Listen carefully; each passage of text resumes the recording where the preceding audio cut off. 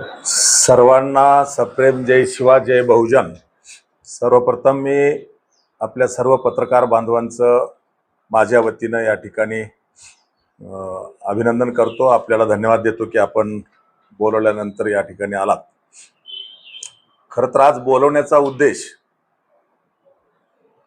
नांदेडहून लातूर रोडला जाणारी रेल्वे ही सोनखेड, लोहा, माळाकोळी, माळेगाव, अहमदपूर, चाकूर मार्गे लातूर रोडला जोडा ही मागणी मी स्वतः 2010ला करून लोहा या ठिकाणी मोर्चा काढला होता आणि त्यानंतरच्या अर्थसंकल्पामध्ये ममता बॅनर्जी रेल्वे मंत्री असताना उच्च न्यायालयातील माझ्या जनहित याचिकेतील निर्णयाप्रमाणे हा रेल्वे ट्रॅक, नवीन रेल्वे ट्रॅक अर्थसंकल्पामध्ये मंजूर झाला।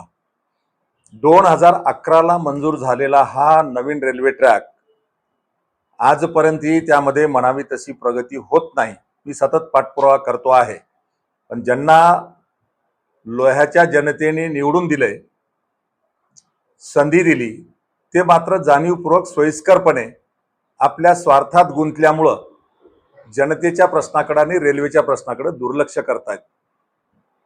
नुकतंच मागच्या काही दिवसामध्ये सातत्याने पाठपुरावा केल्याच्या नंतर आता रेल्वे खात्याच्या वतीनं हा रेल्वे ट्रॅक मंजूर झाल्यानंतर सर्वे वेगवेगळे झालेले आहेत आणि रेल्वेचे सर्वे झाल्यानंतर फायनल लोकेशन सर्वे जो असतो तोही आता सुरुवात झालेला आहे। म्हणजे कुठल्या गटातून रेल्वे ट्रॅक जाणार त्याचा फायनल सर्वे याचं काम चालू आहे आणि त्याचा नकाशा हा रेल्वे विभागाने माझ्याकडे दिलेला आहे। मी सतत पाठपुरावा करत असल्यामुळं मला रेल्वे विभागाने हा नकाशा दिला आणि दुर्दैवाने मला या ठिकाणी उल्लेख करायचा आहे की ज्या लोह्याच्या जनतेने त्यांना आमदार, 3 वेळेला आमदार, 1 वेळेला खासदार म्हणून निवडून दिलं, ते मात्र फक्त जाती जातीमध्ये भांडणं लावणं, गट निर्माण करणं आणि गोरगरिबाच्या जमिनी हडप करणं किंवा जनतेमध्ये गैरसमज पसरवणं आणि पैशाच्या बळावर, ईव्हीएम मशीनच्या बळावर पुन्हा निवडून येणं, एवढं त्यांचं सूत्र चालू आहे। जो मुख्य रस्ता रेल्वे ट्रॅक हा माझ्या जनहित याचिकेमुळे मंजूर झालेला आहे, ती मागणी जी होती ती नांदेड, विष्णुपुरी, जानापुरी, सोनखेड, पिंपळगाव, लोहा आणि लोह्यावरनं खेडकरवाडी, माळाकोळी, माळेगाव मार्गे अहमदपूर, चाकूर आणि लातूर रोड अशी मागणी आपली आहे। असं असताना सुद्धा फायनल लोकेशन सर्वे मध्ये मात्र जो प्राथमिक नकाशा त्यांनी बनवलेला आहे तो मात्र लोहा या ठिकाणाहून पोलीसवाडी, खेडकरवाडी, माळाकोळी, माळेगाव, अहमदपूर असा रेल्वे ट्रॅक मंजूर असताना सुद्धा सर्वे मध्ये याचा ट्रॅक मार्ग बदलून यांनी लोह्यावरून सिपेगाव, सारवाड, अहमदपूर, गोताळा आणि लातूर रोड या मार्गाने नेण्याचा घाट घातलाय आणि या ठिकाणचा आमदार मात्र झोपा काढतो आहे। रेल्वे ट्रॅक लोह्यावरून पालम तालुक्यातल्या अशा छोट्याशा गावासाठी, सिपेगाव किंवा चारवाड, ती काही फार मोठी गावं नाही, आणि तिथून पुन्हा अहमदपूर टच करून गोताळा नावाचं छोटं गाव घेऊन चाकूर चापोली सोडून डायरेक्ट लातूर रोडला हा रस्ता जोडण्याचा घाट या ठिकाणी काही राजकीय लोकांच्या आणि स्थानिक आमदाराच्या संगनमतानं चालू आहे की काय, अशी माझी शंका आहे। आणि म्हणून यावर मी स्वतः याचिका करता म्हणून माझ्यामुळं हा रेल्वे ट्रॅक मंजूर झालेला असल्यामुळं मी या मार्गावरती आक्षेप घेतलेला, ऑब्जेक्शन घेतलेलं आहे आणि याच्या अगोदरही मी ऑब्जेक्शन घेतलंय। पुन्हा एकदा कालच्या 18 मे 2026ला मी दिल्ली या ठिकाणी जाऊन राष्ट्रीय रेल्वे बोर्डाचे अध्यक्ष आणि मुख्य कार्यकारी अधिकारी सन्माननीय सतीश कुमार यांची भेट घेऊन पुन्हा मी माझं ऑब्जेक्शन दिलेलं आहे, निवेदन दिलेलं आहे।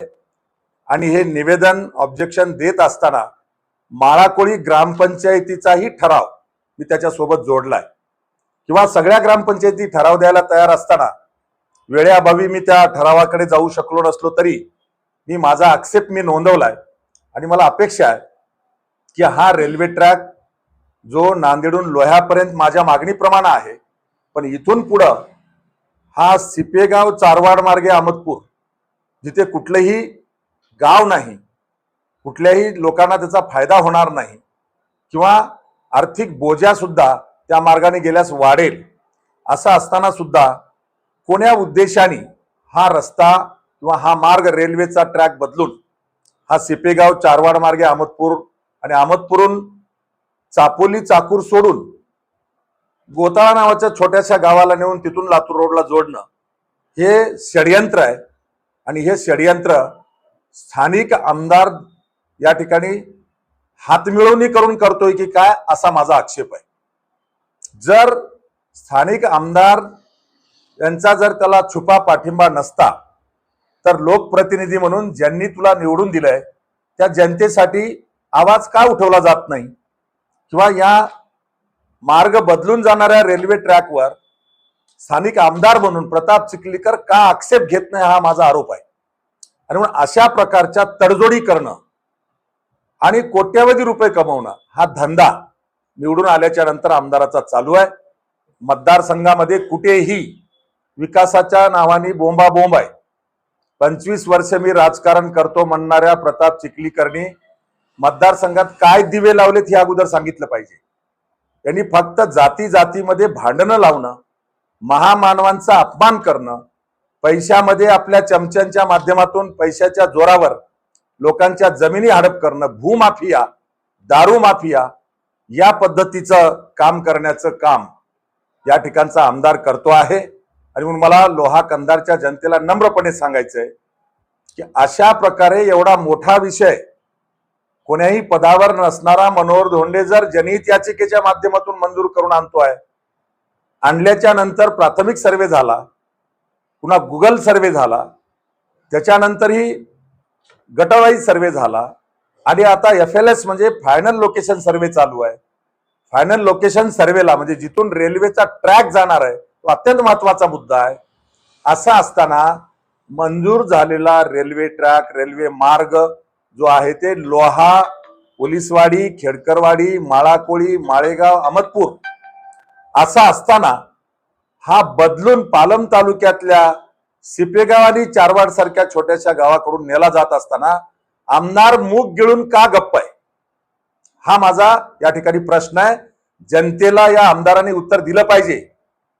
फक्त गप्पा मारायच्या, थापा मारायच्या, चमच्यांमार्फत लोकांवर कुत्रे सोडल्यासारखे सोडायचे आणि लुटारू सारखं काम करायचं, गोरगरिबाच्या जमिनी हडप करायच्या, जाती जातीत भांडणं लावायचे, हे धंदा करून लोकांना फसवण्याचं काम या ठिकाणचा आमदार प्रताप चिखलीकर करतो आहे.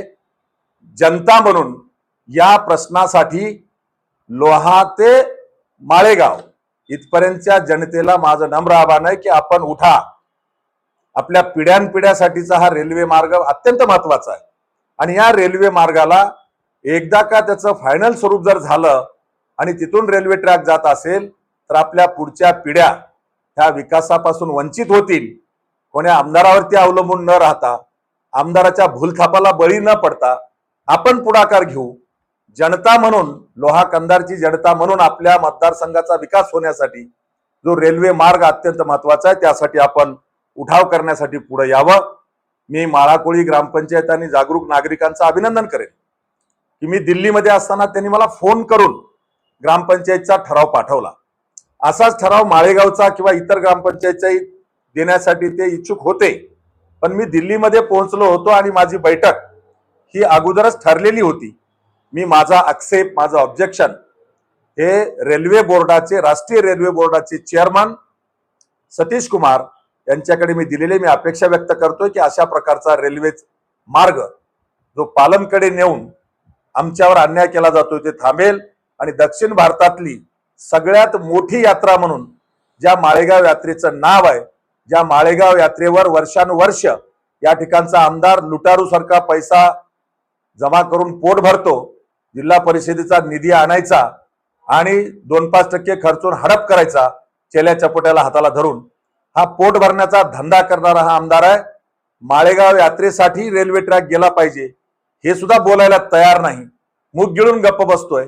म्हणजेच याच्या तोंडात कोणी बोळा घातला काय किंवा याला कोणी गप्प केलं का, याची संमती तडजोड करून यांनी काही हडप केलं का, हेही तपासण्याची आवश्यकता आहे जनतेने. आणि म्हणून माझं आपल्या माध्यमातून सगळ्यांना आव्हान आहे की रेल्वे ट्रॅक हा लोह्यावरून पोलीसवाडी, खेडकरवाडी, माळाकोळी, माळेगाव, अहमदपूर, चापोली, चाकूर मार्गे लातूर रोडला गेला पाहिजे. यासाठी आपण उठाव करूया असं नम्र आवाहन करतो. धन्यवाद. जय शिवा. या रेल्वेच्या संदर्भामध्ये तुमची खासदारासोबत लातूर लोकसभा मतदारसंघाच्या खासदारासोबत काय चर्चा झाली आहे? कालच्या 18 मे 2026 ला माझी का आणि खासदाराची जरी चर्चा झाली नसली तरी याच्या पूर्वी सुद्धा मी 18 मार्च 2026 ला सुद्धा हाच विषय घेऊन दिल्लीला गेलो होतो. पण त्यावेळेला माझी रेल्वे बोर्डाच्या चेअरमनची भेट आणि बैठक होऊ शकली नव्हती. पण मी जेव्हा लातूरचे सन्माननीय खासदार डॉक्टर शिवाजीराव काळगे साहेब यांना मी हा विषय दिल्लीमध्ये महाराष्ट्र सदनला जेव्हा सांगितला तेव्हा त्यांनी एका मिनिटाचा सुद्धा वेळ न लावता मला माझ्या निवेदनाला जोडून खासदार म्हणून डॉक्टर शिवाजीराव काळगे यांनी सुद्धा पत्र दिलेलं आहे आणि ते पत्र रेल्वे बोर्डाला देण्यात आलेले आहे. सर, दुसरा एक असा प्रश्न आहे की तुम्ही लोहा शहरामध्ये महात्मा बसवेश्वर महाराज यांच्या पुतळ्याचे सुशोभीकरण करण्यात यावे या संदर्भामध्ये एक भव्य दिव्य असा मोर्चा काढला होता. नंतर या पुतळ्याच्या सुशोभीकरणाचं काय झालं? बघा, महात्मा बसवेश्वरांच्या पुतळ्याचं सुशोभीकरण करा ही म्हणण्याची वेळच यायला नाही पाहिजे होती. 2.5 वर्ष झालं पुतळा बसवलाय, थडगा असल्यासारखा उभा आहे. पण या ठिकाणचा आमदार हा अत्यंत जातीवादी आहे, मस्तवाल आहे आणि महात्मा बसवेश्वराचा यांनी सतत अपमान करत आलेला आहे. त्याच पद्धतीनं माझ्या मागणीनुसारच पुतळा बसलेला आहे, शिवा संघटनेच्या मागणीनुसारच पुतळा बसलेला आहे आणि शिवा संघटनेचीच मागणी होती की सुशोभीकरण करा. मी पूर्ण इतिहास त्या मोर्चाच्या वेळेस सांगितला. खर तर यांना अपेक्षा नव्हती, लग्नाची एवढी मोठी तारीख आहे, एवढं 42 डिग्री टेम्परेचरचं ऊन आहे, अशा ह्याच्या 2 दिवसाच्या तयारीमध्ये यांच्या मोर्चाला कोणी येणार नाही, 200-300 लोक येतील अशी यांची अपेक्षा होती. पण हजारोंचा जनसमुदाय 2 दिवसाच्या तयारीवर मोर्चामध्ये आलेला हजारोंचा जनसमुदाय बघून त्यांच्या बुडाखाली आग लागलेली आणि एवढी आग लागली आमदाराच्या बुडाखाली की चेले चमचे हे भोवतालून सोडण्याचं काम, स्वतःत हिंमत नाही, बोलणं समोर येऊन काय म्हणणं आहे. मी ऐकलं लोकशाहीर अण्णाभाऊ साठेंच्या पुतळ्याच्या नारळ फोडण्याच्या कार्यक्रमामध्ये जे भाष्य केलं, लोकशाहीर अण्णाभाऊ साठेच्या पुतळ्याच्या नारळ फोडण्याच्या कार्यक्रमामध्ये मनोहर धोंडेवरती टीका, ठीक आहे, टीका कर, हरकत नाही, पण ती वास्तविक टीका असली पाहिजे. यांनी काय ज्या टीका केल्या असतील त्या जनता काही दूधखुळी नाही. पुतळ्याचं सुशोभीकरण सुरुवात झालेलं काम बंद पाडून महात्मा बसवेश्वराचा अपमान करणारा प्रताप चिखलीकर लोकसभेची उमेदवारी मिळाल्यानंतर नांदेडला आल्यानंतर शहरातल्या सगळ्या पुतळ्याला पुष्पहार घालून अभिवादन करताना महात्मा बसवेश्वरांना हार न घालून अपमान करणारा हा प्रताप चिखलीकर हा कायम महात्मा बसवेश्वरांचा अपमान करत आलेला आहे. त्यामुळं पुन्हा लोहा या नगरपालिकेतल्या पुतळ्याचं सुशोभीकरण करताना काम सुरुवात केलेलं असतानाही सत्तेचा पैशाचा माज दाखवून सुरू झालेलं काम बंद पाडून अपमान महात्मा बसवेश्वराचा करणारा आमदार म्हणून त्याच्या विरोधामध्ये 2 दिवसाच्या तयारीवर मोर्चा काढलाय. आता 15 ऑगस्ट 2026 डेडलाईन दिलेली आहे. मी ऐकलं त्याचं बोलणं की त्याचं म्हणणं आहे की असे मोर्चे आंदोलन केल्यानंतर मी कोणाला काही देत नसतो. तुझ्या बापाचं राज्य आहे का? मोर्चे आंदोलनाची दखल घेत नसतो. परमपूज्य डॉक्टर बाबासाहेब आंबेडकरांनी भारतीय राज्यघटनेमध्ये प्रत्येक भारतीय नागरिकाला अधिकार दिलेला आहे आंदोलन करण्याचा. अरे आंदोलन केले नसते तर स्वातंत्र्य मिळालं असतं का? महात्मा गांधींनी सत्याग्रह केला म्हणून देश स्वतंत्र झाला. पण तुला काय कळेल, तू केवळ कब्बशा उचलून आणि धोकाधडी करून शंकरराव चव्हाणांच्या घराण्यासोबत गद्दारी करून आणि प्रत्येक वेळेला पक्ष बदलून मोठा झालेला तुला त्याची काय जाणीव असेल? आणि मनोहर धोंडेला हे ज्ञान पाजण्यापेक्षा मोर्चे आंदोलन केल्याने मी काही देत नाही, काही मिळत नाही असं म्हणणाऱ्या प्रताप चिखलीकरला मनोज जरांगे पाटलाला आंदोलन करू नका म्हणून सांगण्याची हिंमत आहे का? जर आंदोलन केल्यानं मिळणार नसेल लोकशाहीमध्ये तर मनोज जरांगे पाटील काय मग आता समाजाला वेटीला धरतायत का? महाराष्ट्राला वेटीला धरतायत? बोलण्याची धमक आहे का तुझ्यामध्ये? आणि लोकशाहीतला अधिकार जो आहे तो अधिकार हा तुला मस्तवाल झालास त्यामुळं कळणार नसेल. त्याची किंमत येणाऱ्या काळामध्ये जनता नक्की चुकवेल. 15 ऑगस्टच्या नंतर तुम्ही जे अल्टिमेट दिलं आहे त्यानंतर तुमची भूमिका काय असणार? बघा, योग्य वेळी योग्य भूमिका आम्ही घेऊ. मी उल्लेख केला, मोर्चा काढणं काय आमची हौस नव्हती ना, पण मस्ती डोक्यात जर असेल आणि महामानवाचा अपमानच करायचा असेल, मी करील तो कायदा, ही जर घमेड असेल तर लोकशाहीमध्ये आंदोलन करणं हा भारतीय नागरिकांचा अधिकार आहे. आणि तो अधिकार मनोहर धोंडेंनी 2 दिवसाचे आवाहन करून मोर्चा ठेवला. आता हजारोंचा जनसमुदाय, फक्त वीरशैव लिंगायतच नाही, 18 पगड जाती धर्माचे समाज बांधव जे महात्मा बसवेश्वराच्या समतावादी विचाराला मानतात आणि सत्याच्या बाजूने उभा टाकतात, असे हजारो जाती धर्माचे बांधव 2 दिवसाच्या या मोर्चामध्ये उपस्थित होते. त्यांना अपेक्षित नव्हतं आणि एवढी पब्लिक बघितल्याच्या नंतर आमदाराच्या बुडाखाली आग लागली, हे सत्य आहे. मोर्चाच्या नंतर सोशल मीडियाच्या माध्यमातून तुमच्यावर मोठ्या प्रमाणात टीका झाली. बघा, मोर्चाच्या नंतर मनोहर धोंडेवर टीका कोणी केली? प्रताप चिखलीकरचे जे चमचे त्यांनी केली. आणि प्रताप चिखलीकरच्या चमच्याच्या टीकेला मी भीक घालत नाही. नगराध्यक्षांनी पण तुमच्यावर एकेरी भाषेमध्ये शब्द वापरून टीका केली. कोण नगराध्यक्ष? या चिल्लर छापला मी किंमत देत नाही. स्वतःला फार मोठं त्यांनी समजायची आवश्यकता नाही. किंवा लोह्याच्या शिवाजी चौकातल्या एका हॉटेलच्या भट्टीमध्ये मुंडकं घालून धिपलीनं बायकांनी मारलेला आहे, हे काही लोहेकर आणखी विसरले नाहीत. त्यामुळे अशा चिल्लर छापला मी महत्व देणं योग्य नाही. ज्यावेळेस मोर्चा निघाला त्यावेळेस कुठेतरी विरोधकाकडून तुमच्यावर नेहमी टीका केली जाते की मनोहर धोंडे हे जातीवादी आहे, अशा पद्धतीची टीकाही झाली. बघा, खरा जातीवादी तर या जिल्ह्यामध्ये प्रताप चिखलीकर आहे. आणि प्रताप चिखलीकरचे मी आपल्याला किती प्रताप सांगू? उदाहरणादाखल मी 2-3 उदाहरणं आपल्याला देईन. प्रताप चिखलीकर कसा जातीवादी आहे? तो फक्त आम्हाला जातीवाद करतो असं नाही, सगळ्या जातीमध्ये गटतट निर्माण करून आपली पोळी भाजून घेण्याचा प्रयत्न करतो, त्याच्या स्वतःच्या जातीमध्ये सुद्धा. आणि त्यामुळे तो कोण्या जातीचा नाही, तो त्याचं पोरगण पोरगी याच्या पलीकडे त्याला दुसरं काही दिसत नाही. आणि पण आपल्याला काही उदाहरणं मी सांगेल. सांगा, जातीवाद कोणी केला? मनोहर धोंडे महामानवाच्या पुतळ्याचं सुशोभीकरण व्हावं म्हणून मागणी करून होत नाही किंवा सुरू झालेलं काम बंद पाडतंय म्हणून त्याचा निषेध करण्यासाठी मोर्चा करते, म्हणजे जातीवाद आहे. त्याच मनोहर धोंडेंनी छत्रपती शिवाजी महाराजांचा पुतळा लोह्याच्या शिवाजी चौकामध्ये 19 फेब्रुवारीच्या आत बसवा, नाहीतर आम्ही तो पुतळा बसवू असं म्हणल्यानंतर 17 फेब्रुवारीलाच अर्धवट काम असताना पुतळा आणून बसवावा लागला. मग तेव्हा मनोहर धोंडे जातीवादी नव्हते का? छत्रपती शिवाजी महाराजांचा पुतळा बसवायची मागणी ही मनोहर धोंडेंनीच केली ना. आणि मग तेव्हा जातीवाद नव्हता का? प्रताप चिखलीकर हा मी नाही त्यातली आणि कडी लावा आतली अशा प्रकारचा माणूस आहे. यांनी धनगर आटकर समाजाचा अपमान केला. सावरगावच्या छोट्याशा खेड्यामध्ये काय गरज होती लक्ष देण्याची? तिथलचा पिवळा झेंडा काढला कोणी? किंवा आपल्या लोहा तालुक्यातल्या धानोरा मक्ता या ठिकाणचा पिवळा झेंडा काढला कोणी? तुझ्या चमच्यानी ना. धनगर समाजाचा या ठिकाणी द्वेष करायचा, हटकर समाजाचा द्वेष करायचा, एवढ्यावर थांबलं का हे काम? नाही. आता उदाहरण आहेत. महात्मा बसवेश्वरांच्या पुतळ्याचं सुरू झालेलं काम बंद पाडून अपमान, धनगर हटकर समाजाचा पिवळा झेंडा काढून अपमान. त्याच्यानंतर आपल्याला पुढचं उदाहरण सांगेल, कंधार मधलं काय झालं?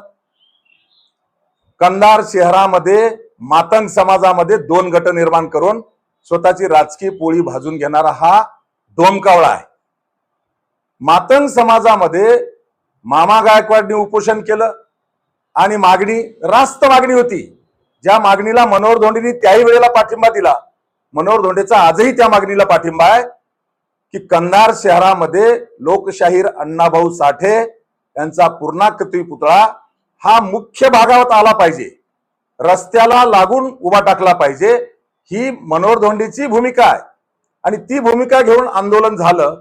त्यावेळेस याच प्रताप चिखलीकरनी दुसऱ्या काही कार्यकर्त्यांना हाताला धरून मातंग समाजात 2 गट निर्माण केले आणि त्यांना असं दाखवलं की या ठिकाणचा पुतळा पाठीमाग आहे, त्यामुळे इथं पुतळा आपण बसवला तर तो मुख्य रस्त्यावर येणार नाही. मुख्य रस्त्यावर आणण्यासाठी नगरपालिकेचं अनधिकृत कॉम्प्लेक्स पाडावं लागतंय आणि ते कॉम्प्लेक्स सगळी दुकानं प्रताप चिखलीकरच्या चमच्याची आहेत. म्हणजे स्वतःच्या चमच्याची दुकानं वाचवण्यासाठी लोकशाहीर अण्णाभाऊ साठे सारख्या महामानवाच्या पुतळ्यामध्ये गचाळ राजकारण करणारा प्रताप चिखलीकर दुसऱ्या गटाला उचलून धरून पुतळा इथं बसू नका, कॉम्प्लेक्स पाडायची गरज नाही, महाराणा प्रताप चौक ते जाधव हॉस्पिटल इथपर्यंतचा 100 फुटाचा रस्ता वाढवून घेण्याची पूर्ण तयारी झालेली असताना केवळ प्रताप चिखलीकरच्या चमच्याची दुकानं त्या अनधिकृत नगरपालिकेच्या कॉम्प्लेक्स मध्ये आहेत. त्यांना वाचवण्यासाठी अण्णाभाऊ साठेचा पुतळा लपवला आणि लोकांना फसवलं. दुसऱ्या मातंग समाजातल्या गटाला हाताला धरून तहसील पुढची जागा देतो असं त्यांना आम्हीच दाखवलं आणि नियमाने जी जागा देता येत नाही ती जागा दिल्याचं आव्हानला तारकुंपण केलं, नारळ फोडलं. नगरपालिकेतल्या नमुना नंबर 43 ला लोकशाहीर अण्णाभाऊ साठे यांच्या पुतळ्याची जागा अशी अनधिकृत नोंद घेतली. सत्तेचा माज नाही का? आणि तहसील पुढच्या जागेवर जागा दिल्याचं दाखवून नारळ फोडून त्या गटाला हाताला धरून या गटाला दाबलं, या गटाला पायाखाली तुडवलं मातंग समाजाच्या. आणि आता हा आव आणतोय, बडेजावपणा करतोय, 50 लोकांमध्ये भाषण करतोय की लोकशाहीर अण्णाभाऊ साठेचा पुतळा असा बसवू की जिल्ह्यातून लोक बघायला. अरे मूर्खा, तू काय करतो लोकांना माहिती नाही का? लोकशाहीर अण्णाभाऊ साठेंचा पुतळा हा तिथं नको, कॉम्प्लेक्स काढायची गरज नाही, आपण मुख्य ठिकाणी बसू म्हणून तहसील पुढची जागा दिली ना, तूच दिली ना. मग पुतळा हा तहसील पुढे बसला पाहिजे होता. पण आता तो गट शांत झाला की दुसऱ्या गटाला हाताला धरून मी 20 लाख रुपये या ठिकाणी सुशोभीकरणाला देतोय, नवीन पुतळा पूर्णाकृती देतो. काय उपकार करतो का? का सोयाबीन विकून पुतळा बसवतोय का? ही गटतट निर्माण करून तहसील पुढे पुतळा न बसवता आता त्याच जागेवर पुतळा बसवायचं नारळ फोडतोय. मी मातंग समाजाला आपल्या माध्यमातून नम्र आवाहन करेल, अस्मिता जागवा. याची फसवेगिरी, थापा मारण्याची पद्धती तुम्हाला माहिती झाली पाहिजे आणि समाजात गट निर्माण करून आपली राजकीय पोळी भाजणारा प्रताप चिखलीकर, तहसील पुढची जागा देऊन नारळ फोडणारा प्रताप चिखलीकर आता मात्र पुतळा त्या कॉम्प्लेक्सच्या पाठीमागे बसवायचे म्हणतो. ठीक आहे, हरकत नाही. पुतळा कॉम्प्लेक्सच्या बाजूला जो आता आहे तिथं बसवायला सुद्धा आमचा आक्षेप नाही. कॉम्प्लेक्स पाडा आणि लोकशाहीर अण्णाभाऊ साठेंचा पुतळा मुख्य रस्त्यावर 100 फुटाच्या रस्त्यावर आणा, आम्ही स्वागत करू. आम्ही राजकारण पुतळ्यामध्ये महामानवांमध्ये करू इच्छित नाही, पण तुझी कूटनीती, तुझा जातीवाद, तुझ्यात खचून भरलेला जातीवाद आहे. तू गुलाम समजतो आमच्या बारक्या जातींना आणि महामानवाच्या पुतळ्याच्या आडून चमच्याला हाताला धरून तू या पद्धतीनं राजकारण करतोय. मातंग समाजाने स्वाभिमानानं उभा टाकलं पाहिजे आणि पुतळा तहसील पुढे बसवायचा नसेल, बसवता येते नाही येते त्यालाही माहिती होतं. खरं तर तहसील पुढची जागा नगरपालिकेची आहे, कॉम्प्लेक्स बांधकामाचा आराखडा मंजूर आहे, अशा ठिकाणी जागा देताच येत नाही. पण खोट्या पद्धतीनं जागा देऊन दिल्या असं दाखवून खोटे कागदपत्र नगरपालिकेमध्ये बनवले, नमुना नंबर 43 बनवला, बसवलं पुतळा तहसील पुढं, स्वागत करतो आम्ही. आणि इथं जर बसवायचं असेल तर अगोदर महाराणा प्रताप चौक ते जाधव हॉस्पिटल पर्यंत जाणारा रस्ता 100 फुटाचा करून कॉम्प्लेक्स पाडून लोकशाहीर अण्णाभाऊ साठे यांचा पुतळा हा मुख्य रस्त्यावर बसवा. मनोहर धोंडे विरोधक असला तरी मी तुझं स्वागत करेन. हे झालं मातंग समाजाचं. तिसरं उदाहरण मी आपल्याला देईल. लोह्यामध्ये काय झालं? खरं तर लोह्यामधली घटना सुद्धा सगळ्या लोकांना कळालेली आहे. पडद्यामागून लोकांना पुढं करून हा कळपुत्री बाहुलीसारखा हा नारद मुनी आहे, भांडणं लावणारा, समाजात गट निर्माण करणारा.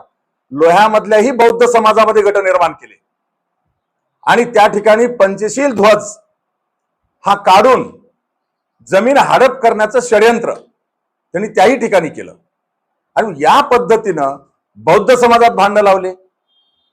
परमपूज्य डॉक्टर बाबासाहेब आंबेडकरांचा पुतळा लोह्यात बसवताना सुद्धा बौद्ध समाजामध्ये गट निर्माण केले. मला फक्त मोठं म्हणा, माझी कोणसीला बसवा, तुझा पुतळा बसवून टाकू, काम कर. जनतेचं काम केल्यानंतर नक्की जनता ही स्वागत करेल. आम्ही राजकारणासाठी महामानवाचा वापर करत नाही. त्यांनी लोकशाहीर अण्णाभाऊ साठेच्या पुतळ्याच्या वेळेला उल्लेख केला की गाडी खालून कोण चालते आणि गाडी कोण ओढतंय. अरे बेट्या, तुला सांगितलं पाहिजे, गाडी ओढायचं काम तुला दिलं ना जनतेने, ठीक आहे, तू गाडी ओढतो तर गाडीच पूर्ण पळून नेतो, लोकांना माहिती आहे, पण तुझी अवकात तुला कळली पाहिजे. आम्हाला सन्माननीय राज ठाकरे नेहमी आमच्या जवळच्या पदाधिकाऱ्यांना एक घटना सांगायची. एक गाढव असतंय आणि त्या गाढवावर भगवान येशू बसून दररोज आंघोळीला जातात आणि आंघोळीला जाताना भगवान येशू ख्रिस्त त्या गाढवाच्या पाठीवर बसले की गाढव गंगेला आंघोळीला निघालं की सगळे येशू ख्रिस्ताला नमस्कार नमस्कार करतात. त्या गाढवाला वाटायचं मलाच नमस्कार करायला सगळे, पण गाढव गंगेपर्यंत जाईपर्यंत मान हलवत जायचं. रविवारी येशू ख्रिस्तांना सुट्टी असते. गाढवाला सवयीप्रमाणे गाढव आलं, त्याला वाटलं भगवान येशू ख्रिस्त गाडीवर बसले, त्या पाठीवर बसलेत असं समजून गाढव निघालं गंगेला. कोणीच नमस्कार करणार, हे गाढव एकटंच मान हलवत चाललंय. आणि मग त्यांनी येशू ख्रिस्ताकडे तक्रार केली त्या गाढवाने की देवा, की आज मला कोणीच नमस्कार केला नाही. तेव्हा भगवान येशू ख्रिस्ताने त्याला सांगितलं, म्हणूनच तू गाढव आहे, तो नमस्कार तुला नाही तर तुझ्या पाठीवर बसलेल्या भगवान येशू ख्रिस्ताला आहे.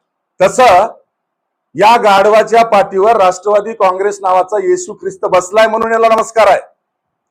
आणि दर 5 वर्षाला या गाढवाच्या पाठीवर बसणारा येशू ख्रिस्त हा बदलतो. काय काय बदलतो मी सांगू नये. आणि मग भगवान येशू ख्रिस्त जसं गाढवाच्या पाठीवर बसतात आणि त्यांना नमस्कार केला जातो, गाढवाला वाटते मलाच करालेत, तसं या महाभागाला सुद्धा याच्या पाठीवर राष्ट्रवादी काँग्रेस नावाचे भगवान येशू ख्रिस्त बसलेत म्हणून नमस्कार आहे, किंवा दर 5 वर्षाला येशू ख्रिस्त बदलतो म्हणून याला नमस्कार आहे. धमक असेल, हिम्मत असेल तर पक्षाचं लेबल काढ आणि पैसे वाटू नको. ये मैदानात तुला 2000 मतं पडले तर मी तुझ्या टांग घालून जाईल.